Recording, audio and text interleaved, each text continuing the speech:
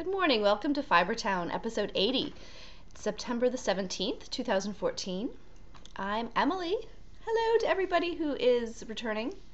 Let me fix my head so it's all in the frame. And welcome. If you are new, I'm so glad you all are here. I love hearing from you every week on the threads, on the social media, on the everywhere. You can find me on Ravelry and Instagram. I'm Chain of Fools on Ravelry and Fibertown with an R-E on Instagram. And I do believe, this is Alice, I do believe she's just brought me a ball.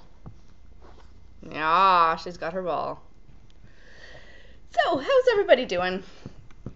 I wish there were a good way to keep us both in frame. Because she's going to shenaniganize with her ball here.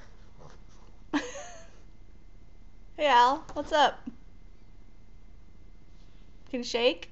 Shake. Shake. Dude, you distracted me. You want your ball? Then you have to shake. Shake. Shake. Shake. Shake. Go get it. All right. Yeah, she's a really well-trained dog. Lovely beginning to the podcast. Hey, how y'all doing? Welcome to two people who introduced themselves. We have, Binky Bean, who is Haley from California. And this is interesting, Haley. You watched knitting podcasts before you knit. And then you were so inspired by what you saw that you decided to learn to knit. I'm fascinated. How did you ever find them? Anyway, I want to know more. And then we also have Nirvana Knitter, who is Lori from Ontario, Canada.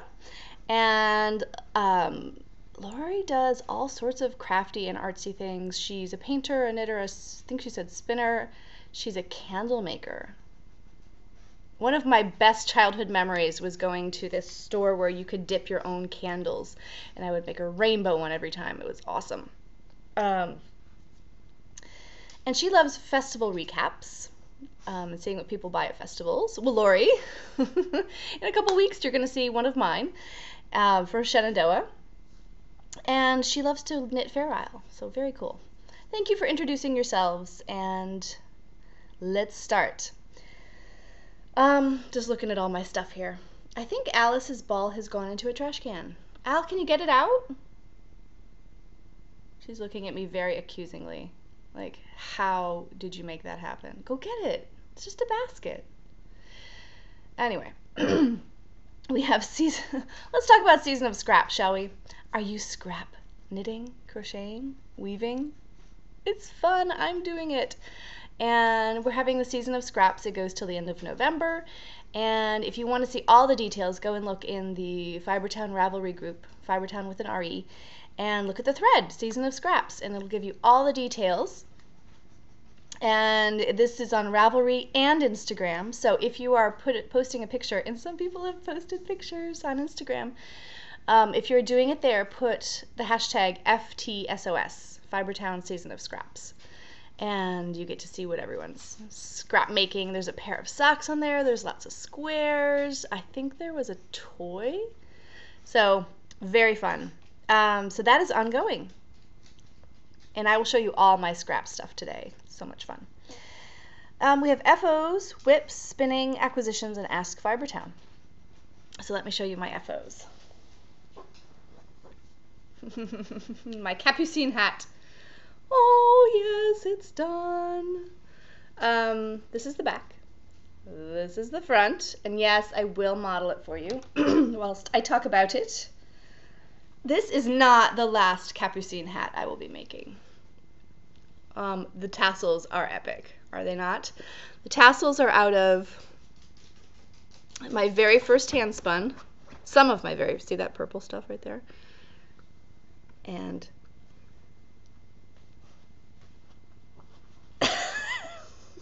she's got her ball like on my body. There we go. Hello. You finally got it out, you brave girl.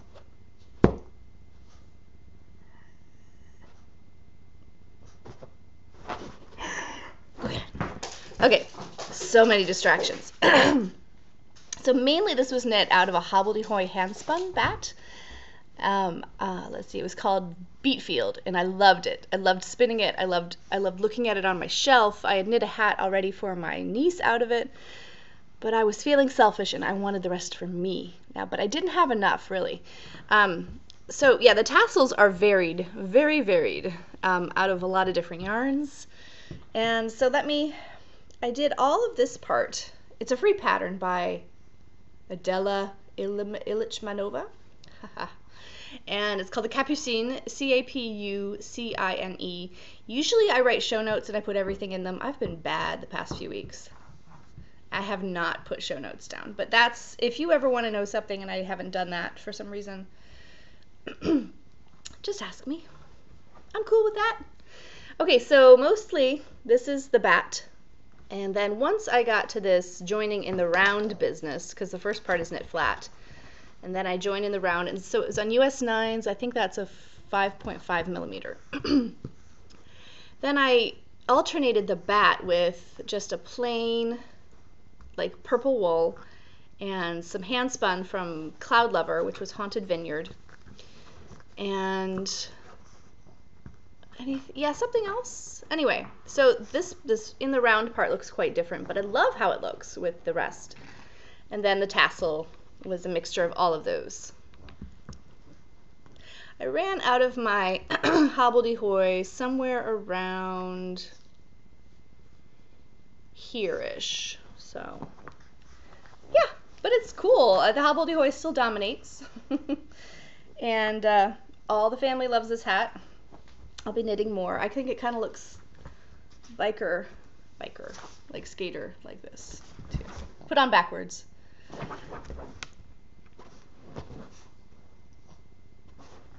We are quite an entertaining pair today. Okay, so that's the Capucine hat. Now let me make myself presentable again. I last week had some shenanigans, as the fat squirrel would say. I took a tumble off of my son's scooter. Now, why I was riding the thing, like, qualifies me for the Darwin Awards, basically. I almost broke my foot. It is not broken. The radiologist called the other day and said that it is not broken, it's just severely bruised. So thank goodness it's not broken. Can't take my eyes off her. So it's not broken, but I've got a boot on, and probably you'll need that at least for another week. My knee on that same side is banged up royally, and it was quite I don't know why am I getting off track? Anyway, I'm hobbling around still. I can't drive my car. It's a stick shift, and because of it's my clutch foot that is damaged in my clutch knee, and I'm getting lumps and bumps coming out on other parts of my body that weren't previously noticeable because of the carnage on that other area. So it's been a rough few days, and but you know, I'm getting better. It's not serious, and I've had some knitting time and some hangout time with her. Right, Al?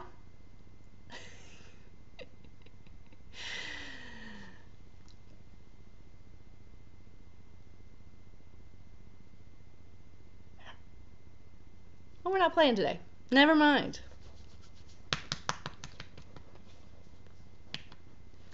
Are you a good girl, Alice? You a good dog? You like to go outside in the garden and eat green beans and tomatoes? And you like to go for walkies, I know. Walkies are fun. And you love cookies. And your head's gonna come unscrewed. I love my dog. Like, if I lick you, will you take me for walkies? Okay, what was I saying? Oh yeah, I need a square. Alice, where's your ball? There's your ball. It's the Alice and Emily show. Go get it. Okay, I am sorry if you were here for the knitting. I'm rarely this distracted by the owl. You just threw it for yourself, you idiot. Okay, look at this scrap square, you guys. This is out of Lollipop Yarns in the Giggles colorway. It's so much fun. Can you believe how much fun this is? Now, towards the end, the stripes get skinnier. I did my pinhole cast on, and this is the Giggles colorway, and it's much more vibrant in real life. Holy moly. This is square number 3 for my barn raising quilt. It's by Shelley Mackey? Yes, Shelley Mackey and Larissa Brown. Now, you can get this pattern from the Knit Along book by the same authors, or Larissa Brown maybe is the only author. Yeah, don't know exactly, but I got this at my library. The book is called Knit Along, and yeah, that's where I got the pattern. It is not for sale on Rav, I don't believe. So, number 3, I love knitting these. They are super fun. And I think my next one is, oh, I didn't bring it over. I think my next one's going to be out of hand spun. Hi, honey. Okay, so then I finished my socks. Now, Alice is scared of the sock blockers, so let us see. Let us see what happens here. Here's our socks. So these are the, let me see if I can put it on a sock blocker. See what she does. None of the ends are woven in. This is from, oh, she's cool. This is from a yarn I bought in Spain this summer in Granada, which is amazing, an amazing city. And it's a French yarn, surprisingly enough. It's Fildar Folk 100 in the Comet colorway, Comet. So I don't know, you've got this like night sky representing space kind of colorway, and then bam, you've got these like fireworks of the comet's tail blazing a trail through space. So that's number 1. And number 2 is finished. Now, I said on the last podcast that these were for my grandma, Maggie. And honestly, I do not know if Maggie will be wearing these. She's not doing well. She's had more strokes, and we're going to get a neurological assessment of any possible damage. She's still not breathing on her own, and I really hope that she will be able to wear these someday, and she will recover. We'll know more by the end of the week. So with this episode, you get dog shenanigans and a terrible downer. I'm sorry. Okay, let's move on. Those are it. That's it for the foes. And I think Alice is going to have her nap now, so we can just focus on me, what you're here to see, really. Not. I know some of you come here to see Alice, but she is now retired, indisposed. Nap time. Okay. Oh, my foot. Okay. Works in progress. So let's see. Let's do the worsted boxy first. This is by Joji Locatelli. It's in my Jan Smiley bag. This is my favorite bag. Can you tell how much I love it? This thing is so well made. It is so high quality. I just abused it all around Spain this summer. You know, I used it as my purse, and I'm forcing myself to use it only as a knitting bag now. I love it. And it is housing my worsted boxy, and it's being knit out of Malabrigo Rios on US 9 needles, 5.5 millimeters. And this is in the Paris Night colorway. The worsted boxy is a sweater with an enormous amount of ease. Ease, like, I don't know, 10 inches of ease, something like that. So you can see, hang on, I lost my screen. It's curling a bit. I'm going to let the pooling happen where it may. I'm not going to worry about it. I can't really alternate skeins because this was a frogged, oh my gosh, words. This was from a frogged sweater. I'm reusing this yarn. This is the second time this yarn has been knit into a full sweater. It used to be the Rocky Coast cardigan. And I think my problem there, and I know I've talked about this, was that this yarn is a heavy worsted, I mean, it's not a heavy worsted yarn, but it's worsted, so it's more dense than, say, a single, or a woolen spun single, or, you know, even a worsted spun single. And the pattern originally was knit out of a singles yarn. So it was much lighter than this, and it's cables all over, and it's seamless, which cables and seamless doesn't seem like a great idea to me. And I guess it could work if you use the kind of yarn that they used in the pattern, which was very light. But I used this and it just didn't work out. It didn't fit right in the shoulders and it kept slipping off and it was bad. So it wasn't getting worn. I frogged it and now it's getting it into the worsted boxy. And I need 17 inches of stockinette before I start the rest. I really hope I have enough yarn. It's going to be interesting. I got a lot of knitting time on this. It's super boring knitting. I know it's going to be worth it. It's a really cute sweater. But we went to a friend's house for dinner and they cooked us Burmese food because they're Burmese, at least one half of the couple is, and I just gorged myself on Burmese noodles and knit on this. So I have about 8.5, 9 inches, so I'm halfway there till the armpits. So excellent. I'm knitting the size medium, I think, but I'm going to knit the size small on top. I mean, a lot of the sizes have the same amount of cast on because it's just there's so much ease. So I'm going to knit a smaller size on top just in the hopes that I have enough yarn. It's a superwash, it'll stretch. I'm bigger on the bottom. Sounds like the TARDIS, bigger on the inside. I'm bigger on the bottom, smaller on the top. So that's the plan, and it's really big. But I've measured, it fits the schematic, I got gauge. Interestingly, she wants you to measure gauge when the gauge swatch is stretched. I'm not sure why. The thoughts, anyone? Anyway, it's going back in my Jan Smiley bag. Jan Smiley on Etsy. Check her out. A really great bag. Okay, my other work in progress right now is another scrap project. Okay, I should do like Dawn on Knitting Wolf and show you what was new from the last week. I don't know. But look what I have so far.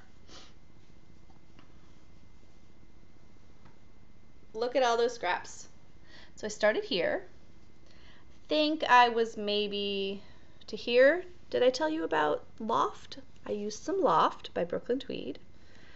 Now this is, yeah, I did. Claudia Hand Paints in the Hokies colorway. And then this is a yellow. I dyed. I think that this was something I got at Joann's, like maybe a Red Heart sock yarn or maybe a Deborah Norville sock yarn. I think it has bamboo in it. Now this is an indie dyed wool I used for my Daybreak. It's called Bunky Bobos. This is the shop name. I think it's defunct. This is the yarn from my socks, Comet. And then this is a Gourmet Stash hand spun. Pigs in Space Poonies. I had a little left over from my Albers cowl, so that was fun. So, what did I want to say about this? Something. Oh, I wove in the ends up until the yellow square. Didn't take long. All these ends you see over here are the provisional cast on. So those will get picked up, and I-cord will be knit, attached I-cord. So much fun. They don't take long. I have one more square ready to attach. Also out of hand spun. I don't know if this will be the next square, but it's a little wonky. I think I made some mistakes in the decreases. This is also out of Gourmet Stash. I did a cable ply. My own, for one and only cable ply yarn, and I had some leftovers and I 2-plied them. So here they are. That will be attached at some point, probably not right here because it's a lot of blue right next to each other, although this is completely random. It's pretty much just what I grab next goes in. And then the next one will be leftovers of Fiber Nymph Mint Chocolate, which is very fun. So that's the scraps. That's all the scraps. All of the scraps. Spinning. Very proud of myself. I have 2 lovely bobbins of Reflections at Rockland's Cormo. I'm working on the 3rd bobbin. I am giving in to my woolen spinning, my need to spin woolen for the 3rd single. This might be a huge mistake. I just can't take it anymore. It's 2.5 ounces and it takes forever, and I need to spin it a little bit woolen. It doesn't want to be spun woolen. Particularly, it's combed top. It's beautiful. But I'm doing it semi-woolen. So that just means long supported long draw. I'm pulling back with my right hand and pinching a little bit with my left hand, and it's just a big drafting area. So I'm letting air in, not completely controlling it. I'm helping it out a little bit, smoothing it out as much as I can. So that's the Cormo. I'm also spinning. I felt sorry for myself one night this weekend, and I flicked. Did I flick? No, I didn't. Yeah, I flicked and hand carded all of my white Jacob. So it is all carded and ready to go. And I started spinning a little bit on my Tibetan. It's like a dirty white, kind of off-white. And I have one bobbin of this elsewhere too, already spun up, but it's too thick for my liking, so we shall see. That's it for spinning. I just want to get that Cormo done, and then I'm going to spin color. I have an acquisition. This is Miss Babs. It's a Babette, and this is the Sport Weight 3-ply Superwash Sport. It's in the Coffee Break colorway. So take a gander at that. Coppers and browns and charcoals and this kind of, let me see if it comes out right. This kind of verdigris right here. Blacks and whites and golds. It is a thing of beauty. This is going to become a honey cowl. It's going to be so nice, so sophisticated. If I ever finish my other honey cowl. So this was procured for me by a friend, Leanne, who is a space commander. If you frequent Fiberspace in Alexandria, Virginia, you've probably heard of this. They have a rewards program that if you spend so much money, you eventually attain the level of space commander. And Leanne has attained it. I have not. So there are perks to being a space commander. You get a party in the store, a private party for one thing. Then you get invitations to all sorts of private events. So last weekend, Miss Babs, who is a friend of the store, had a trunk show. She drove up from, I think, Tennessee, and she had a trunk show that weekend. However, the store closed early on Friday night for all of the space commanders to come early to the trunk show. So I sent her with instructions to get me a skein of Coffee Break. And so, yeah, they got to tables heaped with Miss Babs. Heaped. So they got first crack at all the goodies. Someday, maybe, I will be a space commander too, and I will do that kind of thing. A girl can dream. That's it for acquisitions. Let's talk about Ask Fibertown, and then we're going to say goodbye for today. Okay, so before I get into this question, did you all notice this really cool thing? I was in Ravelry, as I am quite frequently, and I noticed that at the very bottom of your, is it projects page? It's going to take a minute for it to load because I have 300 plus projects, so I think it's at the very bottom of your projects page. I notice little new things all the time on Ravelry, and this was one of them. Sorry. They have a total at the very bottom of how much yardage you have worked with, knit, crocheted, woven with. And my yardage seems, I don't know. I got to go back through my projects and make sure that I've entered yardage for everything because it seems like it's a little on the light side. Oh my goodness. I've got to get down all the way to the bottom to my mostly crocheted projects. Here we go. It's all crochet. That's where I began. A one knit project. I was doing both. It's such a nice like timeline of your crafting history. Ravelry is an awesome thing. Okay, here we go.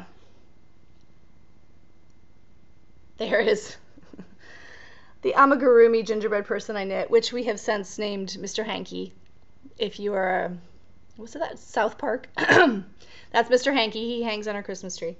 Look at that, 52,481 yards in 118 projects. So yes, I have 300 and some projects, and they're just saying 118. I need to go back in and make sure I enter some sort of yardage estimate, because come on. I've knit like 12,000 yards this year already. That can't be right. So, but check yours out. I wonder how much you have.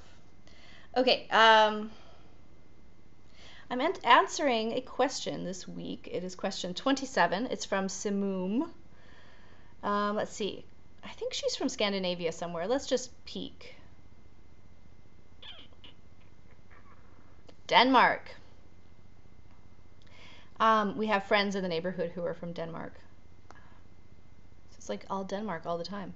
They are coming around to pick up my son to go to the bus stop because I need to save my energy for hobbling other places.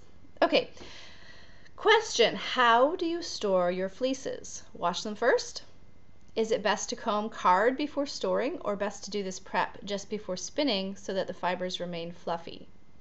Any tips on how you store would be much appreciated. I have acquired more than a few fleeces this summer and definitely will not be able to spin it all before summer is over. So what to do? What is a spinner to do? Well, this is a really good question, and the Beth Smith book does talk a bit about storing your fleeces, and I believe she says store them in paper bags, not plastic. I store mine in baskets. What I do is I bring them home, I wash them within the first week or two, because then I can have them out and admire them without fear of Alice rolling around in them, etc. They don't attract as many bugs if they're washed. They could still attract bugs, but a lot more of the lanolin and dirt is gone, so that will be a favor, something in your favor. So yes, I wash them within the first few weeks of getting them, and I get my fleeces in the fall or the spring, or both. So the weather's generally nice for washing, laying them outside to dry. So yeah, I have them in my craft room in baskets, washed. And as far as do I do the prep and then store them? No, I don't. I want to work on them sort of one at a time. And in reality, In reality, I'm working on 2 of them at the moment. So my Cotswold Coopworth lamb, I'm flicking. And I'm just flicking the locks open, and I will drum card them later. So I do a little of that from time to time because, oh my gosh, so many locks. Now, the Jacob that I mentioned is now a third of the way prepared. And I think I'm going to spin all of that before I start preparing the rest. But yes, I would definitely vote for preparing relatively soon before you, does that make sense? Don't prepare and let it sit for months before you spin it. I mean, don't comb and card. It's so much work. You'll want it at its optimal best for spinning, right? So I would err on the side of caution there. I would spin it pretty soon after I prepared it. That's just me. So that's kind of how I do it, and the Jacob fleece is the smallest one I have, despite the fact that the other one is a lamb fleece. It's bigger. So I feel like the Jacob is more approachable. I can get it done sooner and out of the way. It's also colorful, whereas the other ones I'm going to be dyeing. And I need to think, like, what level of the process am I going to dye them? And yeah, I don't know. I just can't see myself spinning all white after this Cormo. I need color. I crave color. Don't you crave color? I love color. Even gray. Even gray. Sarah from Fiber Trek. That's a color. Maybe I'll get myself a gray fleece. So Alice and I are going to say goodbye. I'm sorry. I said your name. I made you open your eyes. I hope you all have a very fantastic week. Next week, I will be reviewing a bookie book, and my son will be helping me review it. I will just leave you with that. I'm not going to tell you more, but it's going to be very fun. And then the weekend after that, it is Shenandoah. So I wish you all a very fantastic week, and so does Alice. And have a nap today, because look, Alice says it'll do you good. All right, you all take care till next week. Bye-bye.